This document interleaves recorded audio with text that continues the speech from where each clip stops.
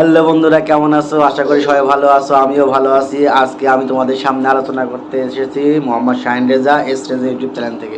সকলকে আজকে একটা খুশির খবর দেবো, সেটা হলো বাংলাদেশের সুপারস্টার নায়ক শাকিব খানের শাকিব খানের নতুন যে সিনেমা তুফান 2 রায়হান রাফি পরিচালিত নতুন এই তুফান 2 টিজার অলরেডি প্রকাশ পেয়েছে।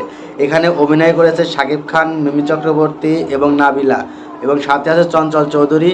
এবং সব থেকে যেটা খুশির খবর সবার কাছে, মানে যেটা প্রিয় একটা খবর, যেটা যেটা সবার কাছে একটা গ্রহণযোগ্যতা পেয়েছিল, যে কলকাতার জিজু সেনগুপ্ত এই তুফান সিনেমায় বা তুফান 2 সিনেমায় নতুন করে ধরা দিতে যাচ্ছে ভিলেন হিসাবে। ঠিক সেই খবরটা, উড়ো খবরটা ছিল এরকম, সবার কাছে ছিল, মনে হয়েছিল যে উড়ো খবর। কেউ বলতেছিল যে জিতু সেনগুপ্ত আসবে, কেউ বলতেছে বাংলাদেশে আমিন খান আসবে, কিন্তু না, টিজারে প্রকাশ পেয়েছে জিতু সেনগুপ্ত বাংলাদেশের সুপারস্টার নায়ক শাকিব খানের সাথে এবং রায়হান রাফির সাথে এই তুফান 2 সিনেমা অভিনয় করেছে।